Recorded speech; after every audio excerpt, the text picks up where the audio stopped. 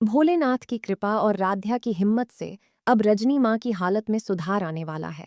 दरअसल राध्या एक बड़ा कदम उठाने वाली है। वह एक रहस्यमयी साधु बाबा से मिलती है जो उसे एक विशेष आत्मा की मदद लेने का सुझाव देते हैं।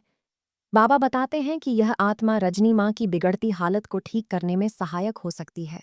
राध्या नर्स का भेष बनाकर चुपके से रजनी माँ के कमरे तक पहुंच जाती है, लेकिन तभी पीछे से प्रथम वहां आ जाता है। जैसे ही उसकी नज़र राध्या पर पड़ती है, वह भावुक होकर उसे गले लगा लेता है। यह दृश्य देखकर दादी माँ को बहुत बड़ा सदमा लगता है और उनकी तबीयत अचानक बिगड़ जाती है। घर में हड़कंप मच जाता है और सभी लोग दादी को संभालने में लग जाते हैं। दादी पहले ही राध्या के लिए सख्त नियम बना चुकी थीं कि वह रजनी माँ के कमरे में नहीं आएगी। उन्होंने घर की नर्स को भी साफ निर्देश दिया था कि राध्या को माँ जी के पास बिल्कुल भी जाने ना दे। लेकिन राध्या माँ जी को बचाने के लिए हर नियम तोड़ने को तैयार है। आने वाले एपिसोड में राध्या एक मंदिर पहुंचती है, जहां उसकी मुलाकात एक रहस्यमयी बाबा से होती है। बाबा उसे एक अनोखा उपाय बताते हैं जिससे रजनी माँ की हालत सुधर सकती है। इसके बाद राध्या उसी उपाय को अपनाकर फिर से रजनी माँ के पास जाने वाली है। इस दौरान पूरा परिवार बहुत परेशान नजर आएगा, क्योंकि रजनी माँ अभी भी बेहोश हैं और उनकी हालत गंभीर बनी हुई है। अब देखना यह होगा कि क्या राध्या का यह कदम सच में रजनी माँ की जान बचा पाएगा या फिर घर में और बड़ा तूफान आने वाला है। दादी ने मारा राधिका को थप्पड़। मन अति सुंदर आने वाले एपिसोड्स का बड़ा ट्विस्ट आने वाले मन अति सुंदर के एपिसोड्स में दर्शकों को एक ऐसा हाई वोल्टेज ड्रामा देखने को मिलने वाला है जिसे देखकर हर कोई हैरान रह जाएगा। जहां एक तरफ पूरा परिवार रजनी की हालत को लेकर बेहद परेशान है, वहीं दूसरी तरफ राधिका पर लगे आरोप अब एक बहुत बड़ी आग की तरह फैल चुके हैं। परिवार ने निकाला राधिका को घर से बाहर जैसे ही परिवार वालों को यह शक होता है कि राधिका ने हॉस्पिटल में रजनी को नुकसान पहुंचाने की कोशिश की है, पूरे घर में हंगामा मच जाता है।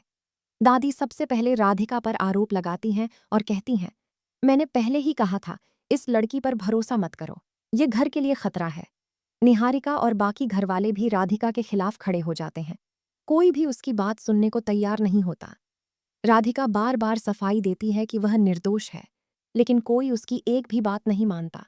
आखिरकार गुस्से में आकर दादी आदेश देती हैं, आज के बाद इस लड़की का इस घर में कोई स्थान नहीं है, इसे तुरंत बाहर निकालो।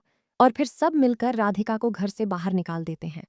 राधिका का भेष बदलकर हॉस्पिटल में एंट्री। लेकिन राधिका इतनी आसानी से हार मानने वाली नहीं है।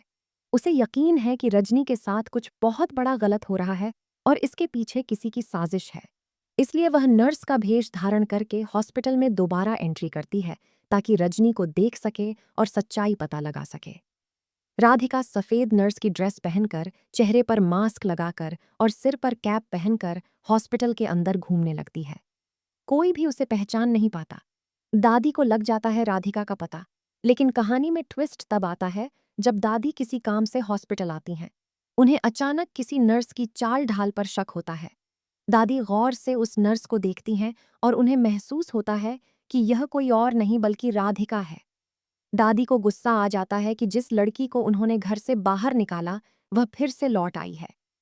दादी का गुस्सा और जोरदार थप्पड़ जैसे ही दादी राधिका के पास पहुंचती है, वह उसका मास्क हटाकर देख लेती हैं कि वह सच में राधिका ही है। दादी गुस्से में लाल हो जाती हैं और सबके सामने चिल्लाकर कहती हैं, तुम्हें शर्म नहीं आती? घर से निकालने के बाद भी वापस आने की हिम्मत कैसे हुई? राधिका रोते हुए कहती है कि वह सिर्फ रजनी को देखने आई है और वह निर्दोष है। लेकिन दादी उसकी एक भी बात नहीं सुनती और गुस्से में आकर राधिका को जोरदार थप्पड़ मार देती है। पूरा हॉस्पिटल सन्न रह जाता है। आगे क्या होगा? अब सवाल ये है कि क्या राधिका अपनी बेगुनाही साबित कर पाएगी? क्या दादी को कभी सच्चाई